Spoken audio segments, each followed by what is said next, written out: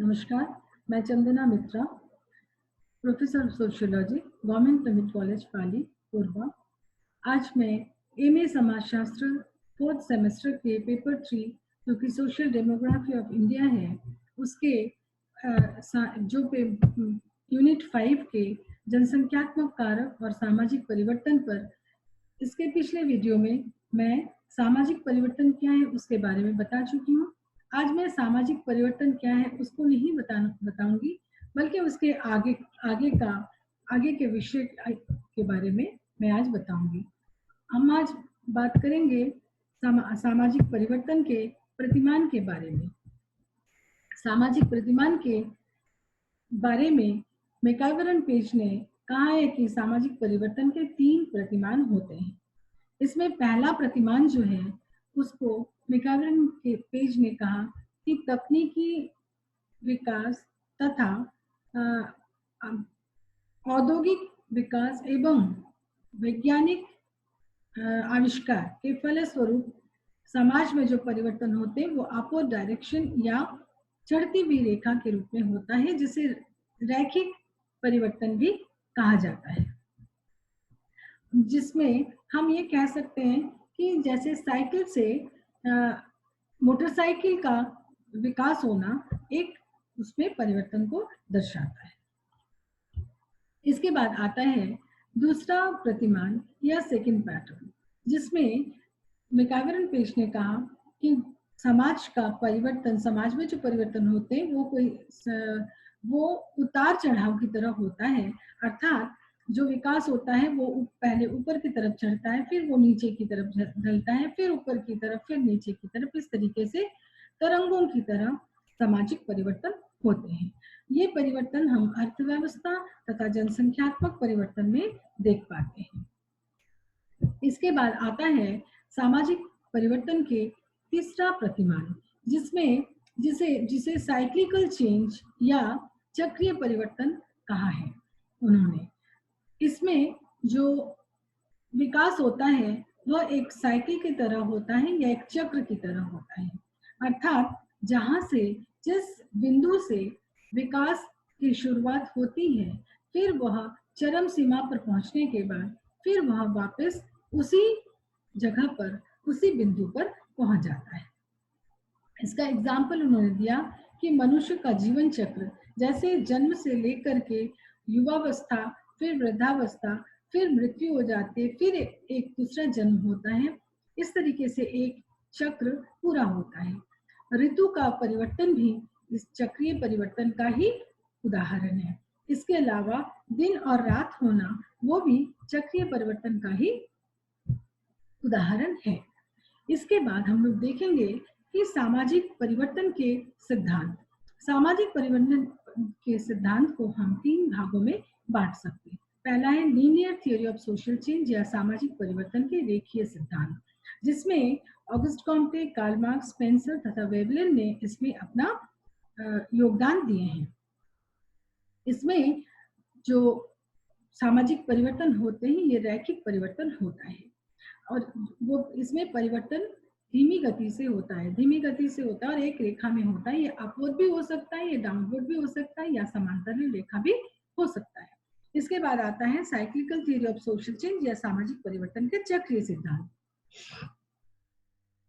सामाजिक परिवर्तन के चक्रीय सिद्धांत जो है, इसमें पैरेटो, चैपिन, स्पेंगलर तथा टाइनोवी ने अपना योगदान दिया है।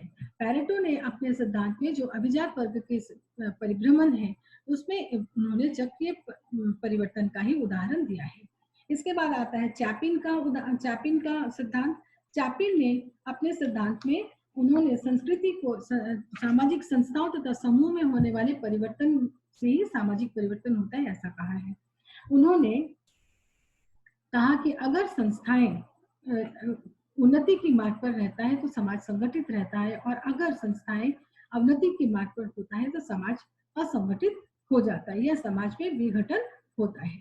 इसके बाद आता है स्पेंगलर ने कहा है कि समाज का जो परिवर्तन है वो चक्र की भांति होता है, और उन्होंने कहा कि जिस बिंदु से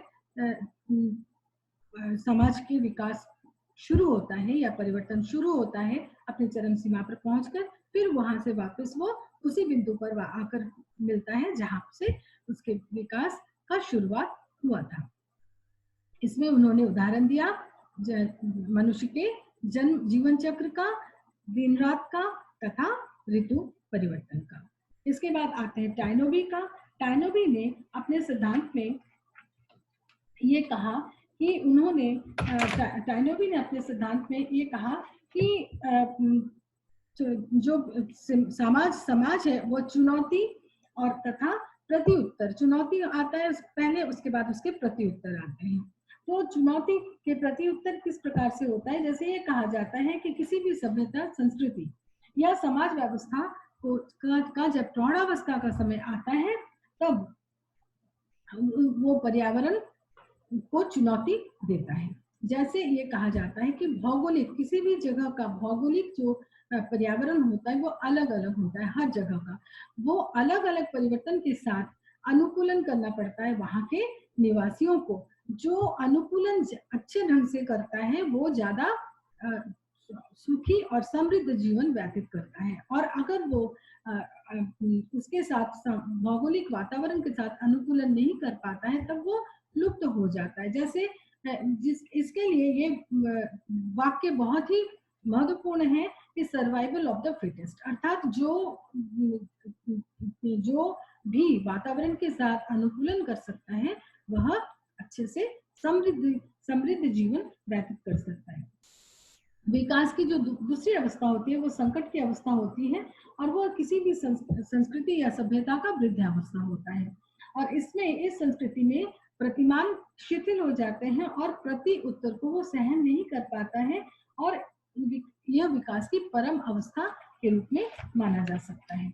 इसके बाद तीसरी अवस्था जो आता है वो है अंतिम पतन या फाइनल डाउनफॉल जिसे कहा जाता है। यह संस्कृति का, सभ्यता की मृत्यु का समय होता है और यहाँ पे संस्कृति समाप्त हो जाती है। इस तरीके से ये चक्रीय सिद्धांत है। उसके बाद आता है curvilinear theory of social change या सामाजिक परिवर्तन के उतार चढ़ाव के सिद्धांत। इसमें सोरोकिन ने इस सिद्धांत को प्रतिपादित किया, जिसमें उन्होंने ये कहा कि संस्कृति जो है वह उसमें परिवर्तन निम्न गति से होता है, और संस्कृति का विकास होता है। ये आवश्यक नहीं कि विकास एक सीधी रेखा में हो, बल्कि ये उठती चढ़ती भी उतार चढ़ाव वाले रेखा के समान होते हैं, और उसे एक रेखा के द्वारा उन्होंने उतार चढ़ाव वाली रेखा के द्वारा अपने सिद्धांत को उन्होंने बताया। और उन्होंने 3 स्थिति बताए हैं, एक आदर्शात्मक संस्कृति, दूसरा विचारात्मक संस्कृति, और तीसरा है ऐन्द्रिक संस्कृति, जिसके द्वारा उन्होंने सामाजिक परिवर्तन को बतलाया है। तो ये थे सामाजिक परिवर्तन के सिद्धांत। इसके बाद हम देखेंगे कि सामाजिक परिवर्तन के कारक कौन कौन से हैं। सामाजिक परिवर्तन के कारक में सबसे पहला जो है वो है डेमोग्राफिक फैक्टर्स या फिर जनसंख्यात्मक तत्व। दूसरा है बायोलॉजिकल फैक्टर्स या जैविक फैक्टर कारक। तीसरा है टेक्नोलॉजिकल फैक्टर्स या तकनीकी कारक। चौथा है इकोनॉमिक फैक्टर्स या आर्थिक कारक। पांचवा है कल्चरल फैक्टर्स या सांस्कृतिक कारक। छठवां है साइकोलॉजिकल फैक्टर्स या मनोवैज्ञानिक कारक। सातवां है फिजिकल फैक्टर्स या भौतिक कारक, और आठवां है पॉलिटिकल फैक्टर्स या राजनीतिक कारक। अब हम लोगों को देखना है सामाजिक परिवर्तन के जनसंख्यात्मक कारक, जिसमें एक माल्थुसियन थ्योरी ऑफ पॉपुलेशन या माल्थस के जनसंख्या का सिद्धांत बहुत ही महत्वपूर्ण है, जिसे थॉमस रॉबर्ट माल्थस ने इस सिद्धांत का प्रतिपादन किया था। इसीलिए उन्हें द फादर ऑफ डेमोग्राफी कहा जाता है, या जनसंख्यात्मक समाजशास्त्र के जनक के रूप में कहा जाता है, या जनांकिकी के जनक के रूप में उन्हें जाना जाता है। माल्थस की जो ये थ्योरी है ये 2 मान्यताओं पर आधारित। पहला है कि खाद्यान्न जो है वो जीवन निर्वाह के लिए अति आवश्यक है, और दूसरा है कि दूसरे जो विपरीत लिंग वाले एक दूसरे को आकर्षित करते हैं। इन मान्यताओं पर आधारित माल्थस के सिद्धांत को उन्होंने व्याख्या की है, जिसमें सबसे पहला जो उन्होंने उनके थियरी के, उनके सिद्धांत के व्याख्यान के का आधार बनाए हैं, वो है rate and tendency of growth of population and food material, अर्थात जनसंख्या एवं खाद्यान्न के वृद्धि के दर एवं उसके प्रतिमान। उन्होंने कहा कि खाद्यान्न का विकास होता है अरिथमेटिक प्रोग्रेशन के द्वारा, और जो जनसंख्या का विकास होता है वो ज्योमेट्रिक प्रोग्रेशन से होता है, अर्थात खाद्यान्न 1, 2, 3, 4, 5 के अनुपात से बढ़ते हैं, और जबकि जनसंख्या 1, 2, 4, 8, 16, 32 के अनुपात से बढ़ते हैं। अब उन्होंने ये कहा कि दूसरा उनका जो सिद्धांत की व्याख्या है, उन्होंने कहा कि maladjustment between population and food materials, अर्थात खाद्यान्न एवं जनसंख्या में असंतुलन होना। माल्थस का ये कहना है कि 5 साल में खाद्यान्न का विकास 5 गुना होता है, खाद्यान्न की वृद्धि 5 गुना होता है, जबकि जनसंख्या के क्षेत्र में जनसंख्या की वृद्धि 16 गुना बढ़ता है। तो इसीलिए खाद्यान्न और जनसंख्या में असंतुलन की स्थिति पैदा होती है। उनके सिद्धांत के जो तीसरा मुख्य बिंदु है वो है चेक ऑफ पॉपुलेशन या जनसंख्या नियंत्रण, जिसमें उन्होंने पहला कहा है कि पॉजिटिव चेक्स या सकारात्मक नियंत्रण। सकारात्मक नियंत्रण जो है वो नेचुरल कैलेमिटीज या प्राकृतिक आपदा के द्वारा जनसंख्या एवं खाद्यान्न में संतुलन आता है। जैसे उसमें इसके अलावा गरीबी, कुपोषण, बहुत ज्यादा अधिक परिश्रम, नगरीय जीवन, पर्यावरण एवं अनहेल्दी एटमॉस्फेयर, ये और भी कारण होते हैं जिसके द्वारा जनसंख्या का संतुलन होता है। जैसे हम उदाहरण ले सकते हैं, अभी पूरे विश्व में एक पैंडेमिक कोरोना या कोविड-19 का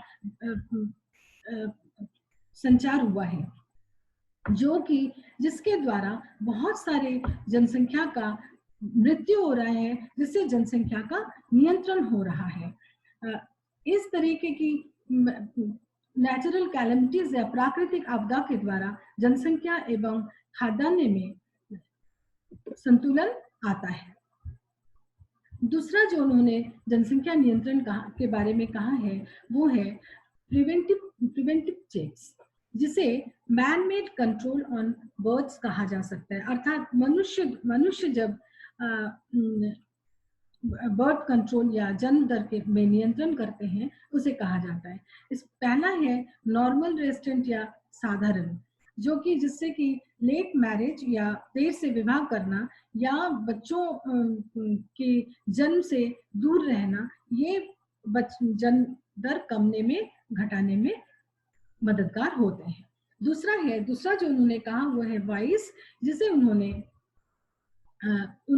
माल्थस ने इसे अच्छा नहीं कहा, उन्होंने इसे पाप कहा है। इसलिए उन्होंने कहा, माल्थस ने ये कहा कि जैसे वेश्यावृत्ति या गर्भपात या फिर होमोसेक्स, ये जनसंख्या को नियंत्रित करने में मददगार होते हैं, लेकिन ये माल्थस ने इसे अच्छा नहीं माना, इसे बल्कि पाप माना है। अतः माल्थस के ये जनसंख्यात्मक जो सिद्धांत है, इसके बारे में हम दूसरे चैप्टर में विस्तार से देख चुके हैं। अब हम इतना ही देखेंगे, इसके बाद हम पढ़ेंगे जनसंख्यात्मक कारक और सामाजिक परिवर्तन।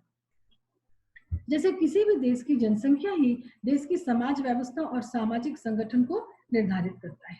सामाजिक परिवर्तन के जनसंख्यात्मक कारक जो है वो निम्न रूप से हम बता सकते हैं, निम्नलिखित है।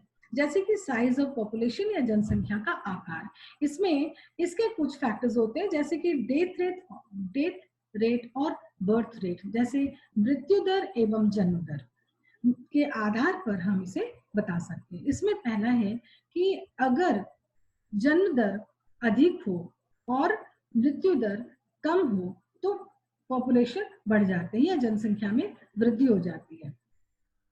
दूसरा है अगर जन्म दर कम हो और मृत्यु दर अधिक हो तो इससे पॉपुलेशन घट जाते हैं या जनसंख्या घट जाते हैं। अतः जन्म दर और मृत्यु दर में परिवर्तन से जनसंख्या में परिवर्तन एवं समाज में परिवर्तन होता है। अब हम देखेंगे कि पॉपुलेशन अगर ज्यादा है तो क्या इसमें समस्याएं क्या आती हैं। पॉपुलेशन अगर ज्यादा है, जनसंख्या ज्यादा है, तो फूड प्रोडक्शन जितना होगा, जिसके फलस्वरूप फूड प्रोडक्शन उतना ही रहेगा या कम रहेगा, तो जनसंख्या समाज में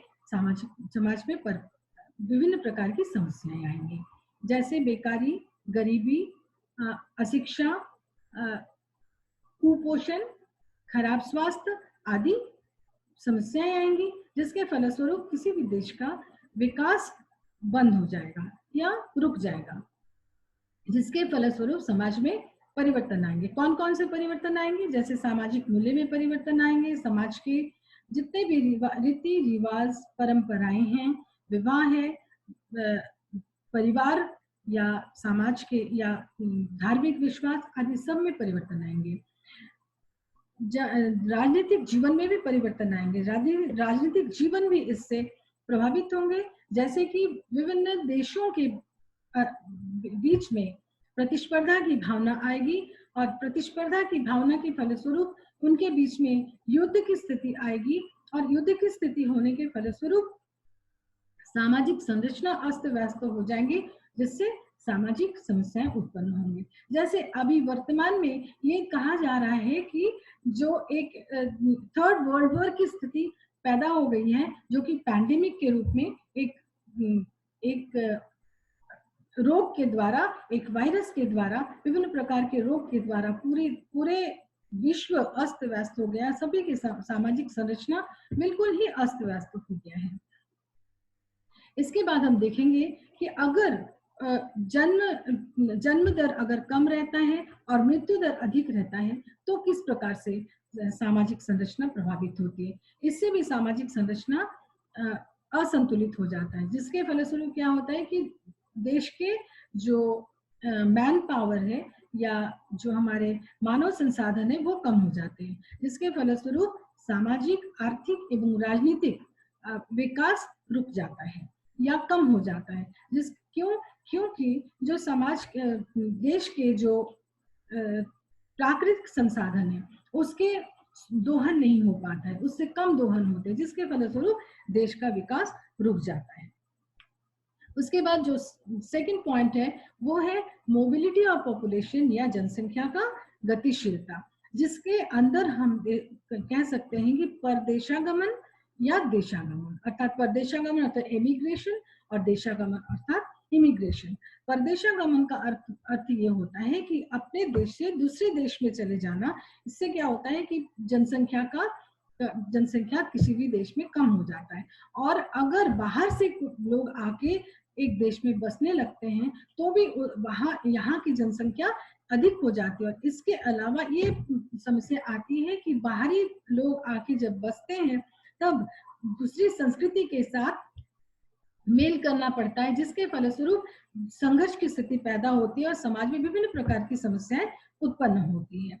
दूसरा है देशागमन। देशागमन के फलस्वरूप ये होता है कि किसी भी देश में देश के बाहर चले जाना, देश के बाहर चले जाने के फलस्वरूप क्या होता है कि जो हमारे ही देश में एक जगह से दूसरी जगह चले जाना, किसी भी राष्ट्र में एक जगह से दूसरी जगह प्रवास में जाना को देशागमन कहते हैं। जैसे कि बहुत बार ऐसा होता है कि एक जगह जहाँ पे काम की प्रचुरता पाई जाती है, लोग अपने बेरोजगारी को हटाने के लिए, उपार्जन करने के लिए उस जगह पे जाके बस जाते हैं, तो वहाँ पे जनसंख्या का घनत्व ज्यादा हो जाता है और जिसके फलस्वरूप विभिन्न प्रकार की सामाजिक समस्याएं उत्पन्न होती है, जैसे कि गंदी बस्ती की समस्याएं या फिर विभिन्न संस्कृतियों के होने के फलस्वरूप संघर्ष की समस्याएं आती है, वहां पे पॉवर्टी या गरीबी हो जाती है, फिर बेरोजगारी होती है, कुस्वास्थ्य हो जाता है। इसके अलावा बहुत सारी मद्यपान, वेश्यावृत्ति आदि विभिन्न प्रकार के परिवारों का विघटन आदि समस्याएं देखने को मिलते हैं। इसके बाद हम देखेंगे कि कंपोजिशन ऑफ पॉपुलेशन या जनसंख्या की संरचना, जिसमें क्या होता है कि जिसको हम कुछ भागों में बांट सकते हैं। जैसे पहला हो गया रेस या प्रजाति, दूसरा हो गया नेशनलिटी या राष्ट्रीयता, तीसरा हो गया सेक्स या लिंग, चौथा है मैरिटल रिलेशन या वैवाहिक स्थिति, पांचवा है एज या आयु, और छठवां है डेंसिटी ऑफ पॉपुलेशन या जनसंख्या का घनत्व। तो सबसे पहले हम देखेंगे रेस या प्रजाति। अगर किसी जगह एक ही प्रजाति के लोग रहते हैं तो उनमें परिवर्तन का जो गति है वो बहुत धीमी होती है, क्योंकि एक ही प्रजाति के लोग हैं, अतः उनके सामाजिक मूल्य वैसे ही रहते हैं और उनमें परिवर्तन जो है वो बहुत धीमी गति से होती रहती है। दूसरा है राष्ट्रीयता। राष्ट्रीयता, अगर एक ही प्रकार के राष्ट्रीयता के लोग हैं, एक ही प्रकार की संस्कृति के लोग हैं, तो भी उनमें जो परिवर्तन है वो धीमी गति से होती है। और अगर विभिन्न राष्ट्रों के लोग एक जगह आके मिलते हैं तो संस्कृति का भी सम्मिश्रण होता है, अनुकूलन होता है और एक्लट्रेशन होता है, जिसके पर संस्कृतिकरण भी होता है, जिसके फलस्वरूप कभी कभार अच्छाई भी होता है और कभी कभार उसमें कुछ समस्याएं भी उत्पन्न होती है। तीसरा है सेक्स या आयु। जिस राष्ट्र में अगर जो पर 1000 मेल और फीमेल कितना है, पर 1000 मेल फीमेल कितना है, वो अगर उस अनुपात में हम कह सकते हैं कि समाज की स्थिति परिवर्तित होती है। जैसे किसी जगह अगर पर 1000 मेल अगर महिलाओं की संख्या अधिक होती है तो वहां पे महिलाओं की वर्चस्व ज्यादा होता है, और जहां पे महिलाओं की संख्या एक प्रति 1000 पुरुष में कम होते हैं वहां पे पुरुषों का वर्चस्व ज्यादा होता है, जो कि हम भारत में देखते हैं। और भारत के हम उत्तरी क्षेत्र में चले जाते हैं तो वहां पे जो पर 1000 मेल में महिलाओं की संख्या ज्यादा होती है, जैसे असम, नागालैंड आदि जगहों पे उत्तरी पूर्वी भारत में, तो वहां पे हम देखते हैं कि वहां पे मैट्रिलिनियल समाज व्यवस्था पाई जाती है। इसके बाद है मैरिटल रिलेशन या वैवाहिक स्थिति। वैवाहिक स्थिति के आधार पर ये कहा जा सकता है कि अगर कहीं पे अगर बाल विवाह होता है तो वहां पे ज्यादा बच्चों की जन्म होता है, क्योंकि ज्यादा बच्चे जन्म दे सकते हैं एक लड़की, और लेकिन उनमें उनके स्वास्थ्य खराब होता है। और अगर कहीं किसी जगह पे अगर लेट मैरिज होता है तो लेट मैरिज होने से, देर से विवाह होने से लड़कियों के वर्चस्व अधिक होता है और उनमें बच्चों के जन्म दर कम होता है।